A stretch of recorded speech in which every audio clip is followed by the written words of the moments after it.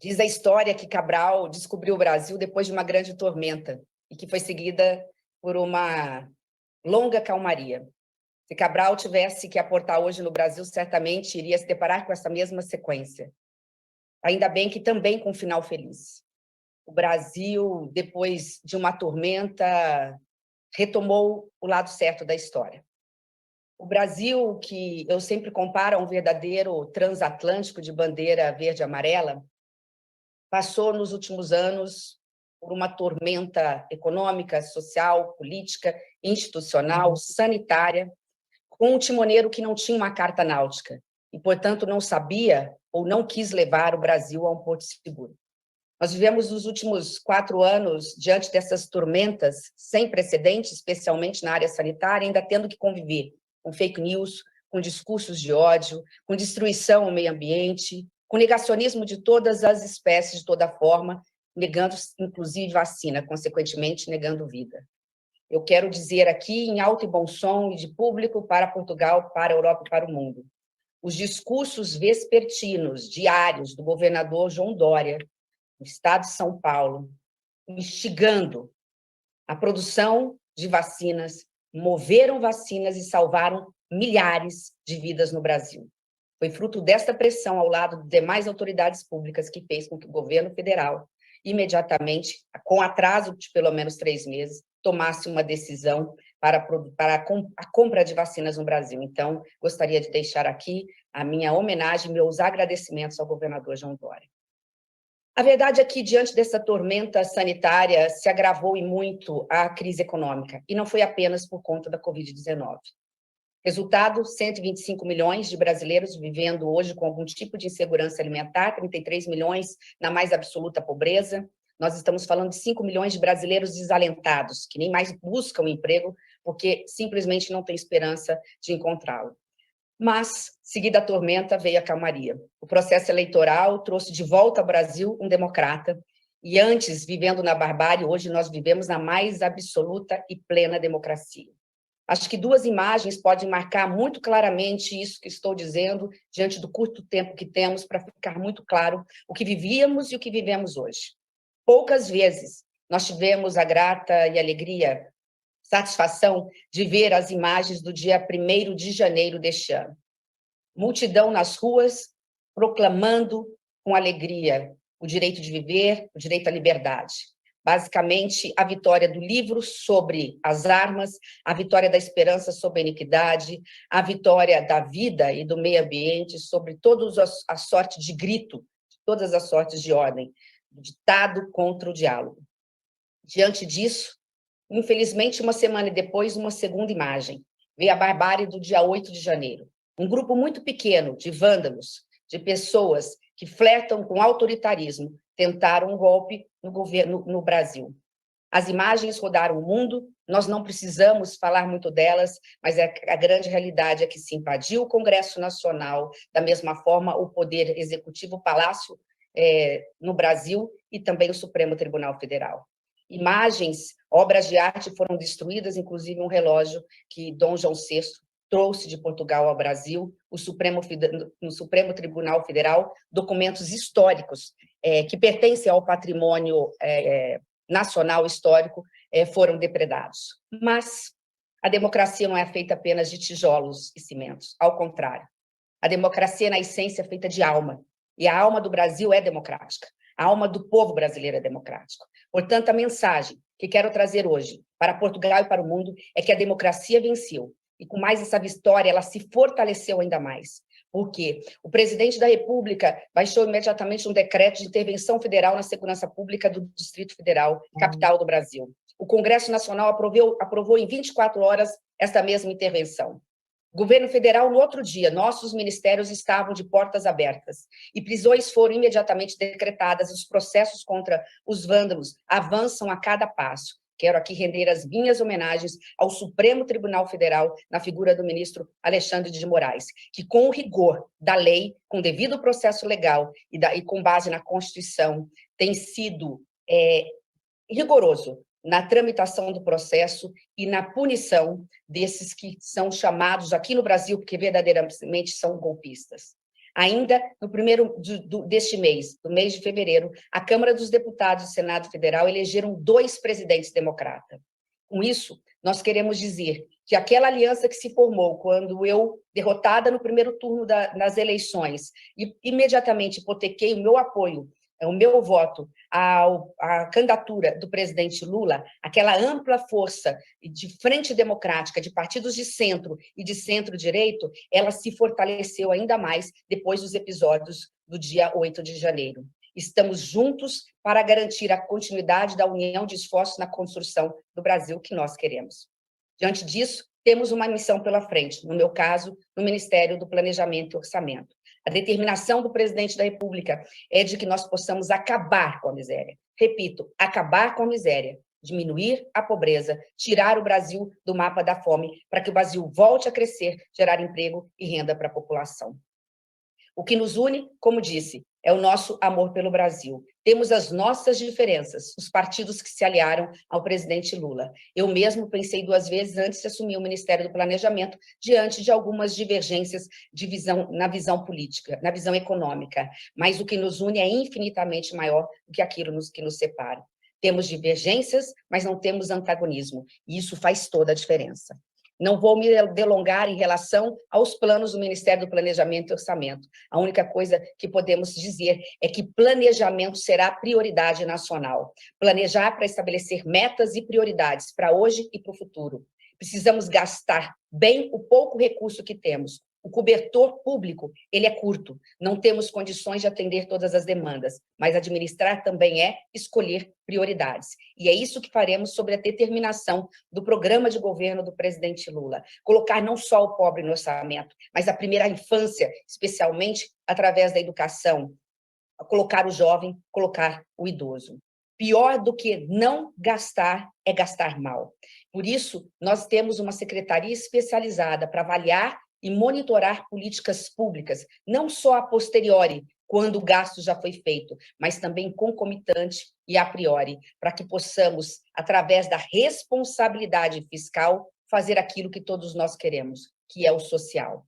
Eu vou já para o final da minha fala inicial para ser assim pontual e atender a um pedido que me foi feito para ficar no máximo em 15 minutos na minha fala, apenas para poder dizer que nós integramos a política econômica do presidente Lula, junto com o ministro Haddad da Fazenda, junto com o vice-presidente Geraldo Alckmin, que hoje assume, que está à frente do Ministério da Indústria e Comércio, e capitaneado pelo presidente da República, que é hoje muito bem assessorado pela Casa Civil, o ex-governador Rui Costa. Mas entramos com espírito coletivo. Nós temos 3 grandes missões na área econômica. Aprovar a reforma tributária, que há 30 anos tramita e dormita nas gavetas e nos corredores do Congresso Nacional. Apresentar uma nova âncora ou um novo arcabouço fiscal para o Brasil, para controlar os gastos e diminuir e zerar o déficit fiscal, que hoje está em torno de 2% do PIB brasileiro, dentro desses 2 escopos como linhas principais. E, por fim, apresentar ao Brasil, ainda este ano, o plano plurianual, aquele que irá conduzir os destinos do Brasil através da economia para os próximos 4 anos. O Brasil precisa voltar a crescer, ser competitivo. Não faremos isso sozinhos. Precisamos nos reconectar com o mundo. Precisamos de Portugal, precisamos da Europa, como precisamos da América Latina. Estou falando especialmente não só do Mercosul, mas também da relação do Mercosul com a comunidade europeia. Arrumar a casa do ponto de vista fiscal com emergência, para se fazer o social. E, em retribuição, estamos colocando nos escopos dos projetos que estamos apresentando, aquilo que o mundo precisa para ter conforto de vir investir no Brasil. Estaremos oferecendo ao mundo, aos nossos parceiros, não só públicos, mas também privados, segurança jurídica, previsibilidade, transparência e agilidade. Tenho certeza que, com isso, temos condições de caminhar por todo 2023 rumo a um porto seguro. Muito obrigada. Então, em seu nome, Daniela, eu convido os demais queridos amigos que estão aí nesta reunião profícua nesse sábado. Ministro Furlan, primeiro, não apoiada a sua fala, longe de mim ter a experiência que o senhor teve e tem acumulado ao longo de tantos anos.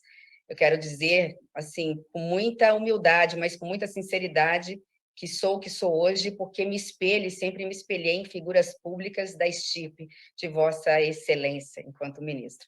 Estou falando de figuras como Ulisses Guimarães, Tancredo Neves, Mário Covas, próprio governador João Dória, ele sabe do meu carinho, minha amizade, do meu respeito a ele. Mas, assim, eu posso ter vários defeitos, e tenho muitos. Luísa me conhece um pouquinho, mas se é uma coisa que não falta para a mulher, especialmente a mulher que faz política há tanto tempo como eu, é coragem. Eu estou na vida pública há 20 anos com mandatos consecutivos e sem vitimismo, porque nunca fiz isso, eu e as outras mulheres que estamos na vida pública, quando eu digo pública, é quando saímos de casa, não só com mandato eletivo, mas como Luísa está à frente de negócios, né, lutar, tentar matar um leão por dia. Então, coragem não me falta. Eu sei da responsabilidade, o senhor tem absoluta razão, meu ministério não é fácil, não é só por isso, né? Não é só pelos embates do fogo, possível fogo amigo, é que é um ministério que tem que realmente dizer os nãos. Nós estamos falando no Brasil de uma confusão fiscal do governo anterior, que, preocupado, inclusive, no ano passado, com a questão eleitoral, gerou um déficit no Brasil recorde de 231 bilhões de reais. Nós estamos falando de 2% do PIB,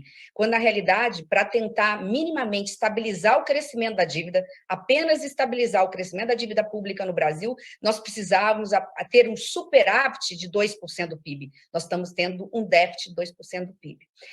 Mas, para minha surpresa, ministro Furlan, tenho encontrado na figura de Fernando Haddad um grande parceiro. Apesar de termos visões um pouco diferentes na área econômica, ele sabe da responsabilidade, sabe que o Brasil não vai voltar a crescer com juros de 13,75% ao ano. E só estamos falando de um juro de 13,75% ao ano porque nós não fizemos o dever de casa o ano passado. Nós não garantimos a segurança jurídica, a estabilidade, a previsibilidade, e não foi apresentado até então um programa factível de que teremos condições de reduzir esse déficit fiscal. Nós estamos nos organizando para isso, além do programa de reestruturação fiscal apresentado pelo ministro Haddad pelo lado da receita e uma parte pelo lado da despesa, nós também apresentaremos algumas sugestões em relação às despesas. Não estamos falando necessariamente de corte, embora alguns terão que vir, mas a qualidade do gasto público ao lado da reforma tributária, como disse, ao lado de uma nova âncora fiscal. Dito isso, quero só encerrar, para dentro da sua pergunta e não fugir dela, dizer, e as pessoas que me conhecem sabem disso, que eu sou cumpridora de missão. As vezes que eu mais ganhei na vida foi quando perdi. E, portanto, eu não tenho medo nem de embates, nem de ser derrotada quando das discussões, desde que eu esteja fazendo aquilo que acredito ser o certo, estar do lado certo da história. E estou dizendo isso porque, assim, com muita consciência do que vou dizer.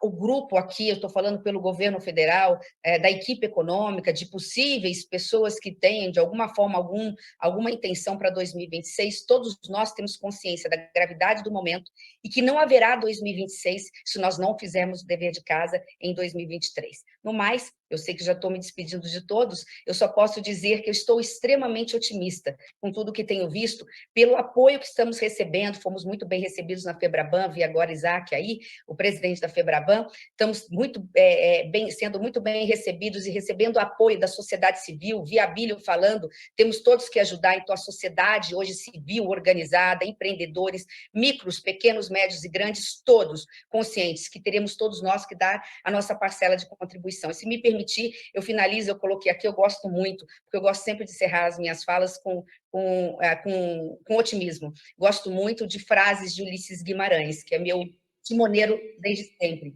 Ele, quando foi anticandidato, na época da ditadura, ele disse exatamente assim: a caravana vai partir, as velas estão paridas de sonho, aliadas de esperança.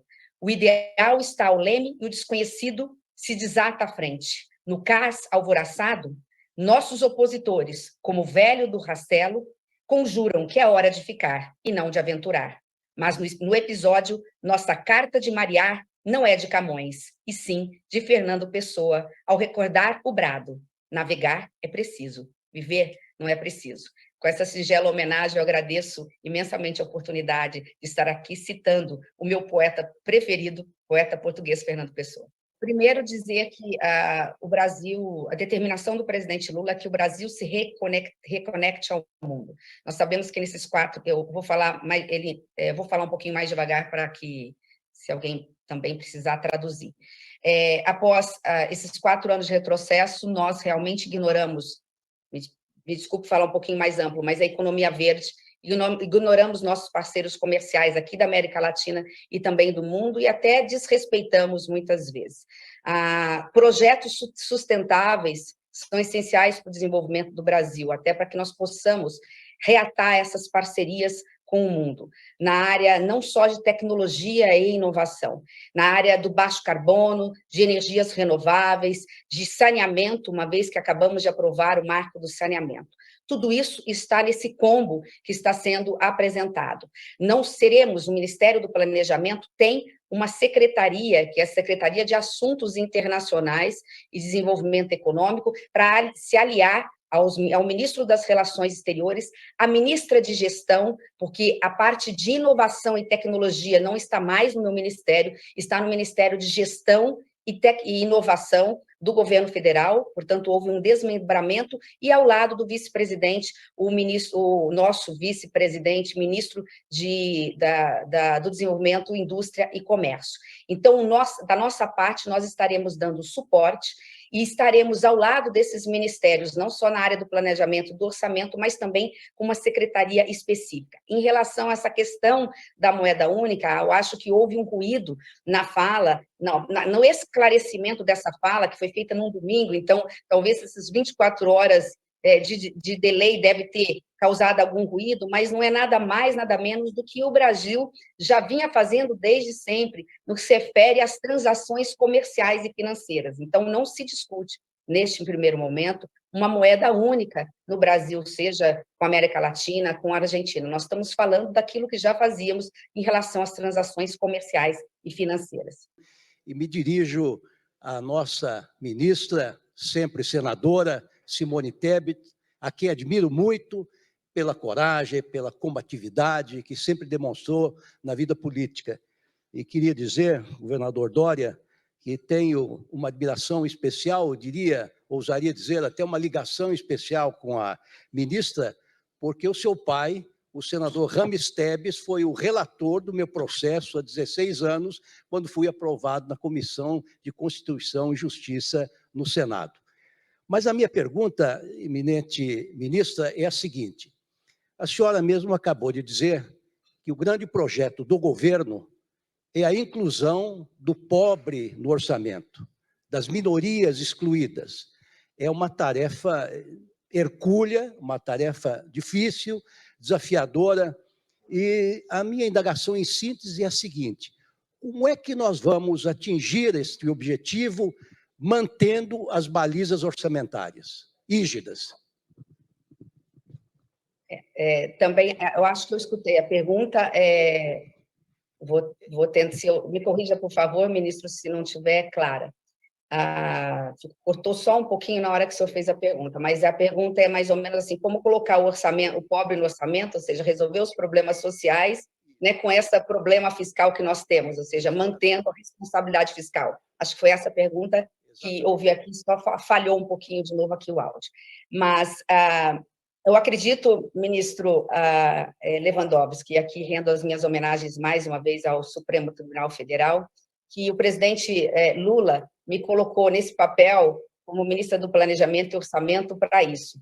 Eu confesso que, quando recebi, e eu já contei isso em público, o envelope do presidente, ele disse assim: não abra agora, isso foi antevéspera do Natal, vá descansar com a família, isso era numa sexta-feira, e na segunda-feira nós conversamos. E como ele provocou depois, no final do voo que tivemos, me provocou novamente, falei: presidente, eu vou ter que abrir o envelope porque eu fiquei curiosa. Para minha surpresa, eu esperava talvez um convite, não sei nem se iria aceitar, mas, enfim, alguma coisa na área social, que temos total sinergia. Eu tenho uma sinergia muito grande com o governo do presidente Lula na área social. Para minha surpresa, no envelope estava o Ministério do Planejamento e Orçamento. E eu disse para ele: mas, presidente, o senhor tem certeza? O senhor sabe que nós temos algumas divergências na área econômica, né?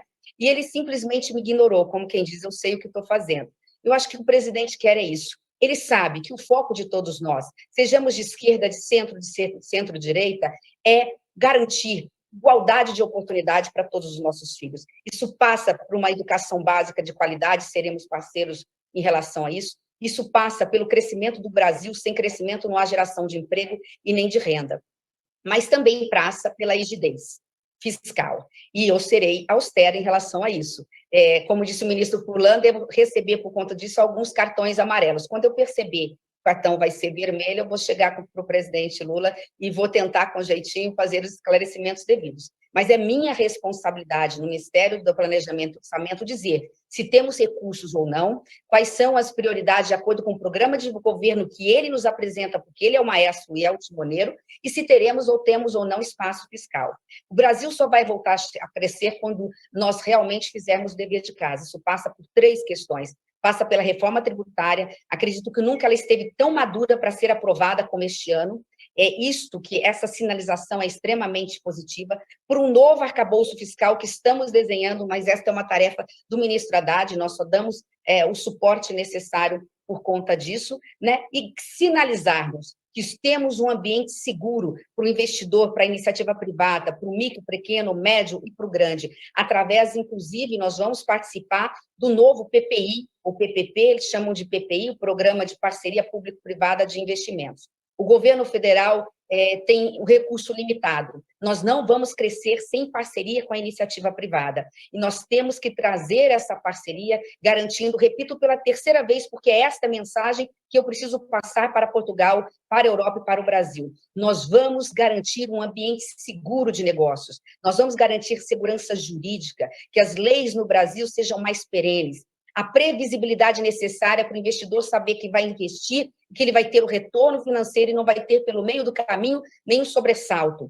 A agilidade necessária, desburocratizando, e a reforma tributária ela também vem com esse intuito, não só da simplificação, mas da desburocratização e transparência absoluta em tudo que fazemos. Por isso que, através do diálogo, vou estar participando de todos os fóruns de debate para poder estar levando esta palavra do governo federal, que não é apenas uma intenção, é arrumar a casa do ponto de vista fiscal, e isso é uma emergência, tendo a consciência absoluta da necessidade de que ela seja, embora uma condição sine qua non, que ela é necessária para que haja os avanços sociais e econômicos. E se me permitir, desculpa a demora da resposta, mas eu preciso aproveitar para dizer que não só o Supremo Tribunal Federal, mas também o Tribunal de Contas da União serão os nossos parceiros, porque nós estamos falando do Speeding Review, que o Tribunal de Contas já tem estudo avançado, e eu sei que também tem parceria de estudo com alguns ministros do Supremo, e nós precisamos dessa parceria para gastar bem o pouco que tem. Passa por 2 instrumentos que no mundo, que há de mais moderno do mundo, e alguns países já têm, e o Brasil também quer adotar. Um é o Speeding Review, que é essa avaliação periódica, constante, dos gastos, da qualidade deles. E o outro, que também já acontece em alguns países do mundo, esse quadro orçamentário de despesas a médio prazo, que de uma forma muito simples e muito objetiva, que o orçamento deixe apenas de fazer contas, que ele esteja diretamente ligado ao planejamento, ao Brasil que queremos, e que o nosso planejamento deixe de fazer de conta. Então, o orçamento não pode só fazer contas e o planejamento não pode só fazer de contas. É assim que nós queremos construir uma sociedade mais plural, né, uma sociedade mais diversa, uma sociedade mais generosa. A reconstrução do Brasil passa por isso, né, Luísa? Uma reconstrução afetiva do Brasil. Eu que agradeço, Geise, pela pergunta, porque, assim, você, talvez mesmo sem querer, tenha mostrado sobre uma outra ótica qual é a minha responsabilidade e o meu papel. Veja, você falou de desperdício de alimentos. Nós, aqui, no meu caso, eu acabei de falar recentemente de desperdício de dinheiro público, né? Por isso, falando aqui de planejamento, não só da LDO, do orçamento que temos que votar todo ano, mas do próprio PPA, programar, né, o Brasil para gastar a médio prazo e também a longo prazo, porque temos que apresentar uma agenda e apresentaremos uma agenda pensando a longo prazo, ela está sendo gestada ainda, por isso que não posso adiantar nada. Mas quando você fala em desperdício de alimento, e eu vou sobre a ótica do orçamento, né, o Brasil gasta muito e gasta mal, o cobertor é curto, mas se nós fizéssemos ou fizermos o dever de casa, porque administrar é escolher prioridades, nós temos condições de cortar naquilo que é supérfluo, daquilo que é desnecessário, para poder sobrar em outra área. Eu diria de uma forma, uma analogia muito simples, eu peço desculpa pela singeleza do que vou dizer, mas eu tenho consciência do meu papel. É como se eu me sinto como uma operadora de voo diante de um grande aeroporto internacional. Ou de Lisboa, ou aqui de Brasília, ou mesmo aqui em Guarulhos, no estado de São Paulo, em que eu preciso organizar os diversos aviões. Eles são de tamanhos diferentes, portanto, eles têm prioridades diferentes. Eles não podem ir um contra o outro sob pena de colidir e nós estarmos, no caso, de dinheiro público gastando, e nem mesmo ir ambos na mesma direção, querendo pousar ao mesmo tempo na mesma pista. Nós estamos falando aí de sobreposição, portanto, desperdício de dinheiro público. É assim, fazendo economia, cortando onde se deve, né? E por isso eu falei do Speed Review, entre outros instrumentos, é que nós teremos condições, primeiro, de zerar o déficit fiscal que é tão necessário, e segundo, colocar dinheiro onde se deve. Duas medidas muito rápidas já foram tomadas pelo presidente. Corte onde precisa cortar, mas é preciso garantir a dignidade no programa do Bolsa Família de R$600 por família, mais 150 por pessoa. Numa porta giratória, que significa isso? Essas pessoas vão ficar, né, com condicionantes, elas precisam estar com as crianças vacinadas, elas precisam colocar seus filhos nas escolas, permitir que a assistência social vá e verifique se está tendo algum caso grave de pedofilia, de abuso, de violência, mas óbvio que aí entra o poder público, vendo se esse jovem tem condições de ir para um curso profissionalizante, o trabalhador precisa ser qualificado para entrar no mercado de trabalho, ou se essa mulher também pode virar uma microempreendedora, ter aí, junto ao BNDES, aos bancos, alguma forma de financiamento para abrir uma portinha e poder ter a sua autonomia financeira. Este é o papel imediato que nós temos pela frente, sobre a ótica do poder público. Mas você tem absoluta razão. Eu disse isso a todo momento na minha campanha, quando fui candidata. Né? Não é possível que um país que alimenta 800 milhões de pessoas no planeta Terra tenha uma única criança dormindo com fome todos os dias. Hoje nós temos mais de 5 milhões de crianças no Brasil dormindo com fome todos os dias. Nós sozinhos não damos conta. Nós temos que fazer parceria com a iniciativa privada. Por isso é que eu estou muito feliz de ter, na agenda da semana que vem, a sua presença junto com a sua equipe lá no meu ministério. Nós estamos agendados para conversar e é possível, sim, fazer parceria. Isso é parceria pública e privada. A gente fala muito em parceria pública e privada na área de investimentos de infraestrutura. Nós temos que estender e abrir essa porta na área também de parceria público-privada na área social. O poder não é a minha pasta, você sabe disso, mas é a minha vocação, você também sabe disso, e eu vou estar junto com você nos demais ministérios para podermos encaminhar o projeto. Da nossa parte, nós temos no poder público condições de dar publicidade, porque temos, pela lei, possibilidade disso, de grandes projetos que venham da iniciativa privada, porque muito do que se quer na iniciativa privada depende de duas coisas. Uma dentro das escolas, que é a educação. Então, desde ali, né, com atividade e com carga horária, estabelecer e colocar como meta de estudo também esta questão do desperdício de alimentos, na questão mesmo dentro da pasta da questão ambiental. E na outra,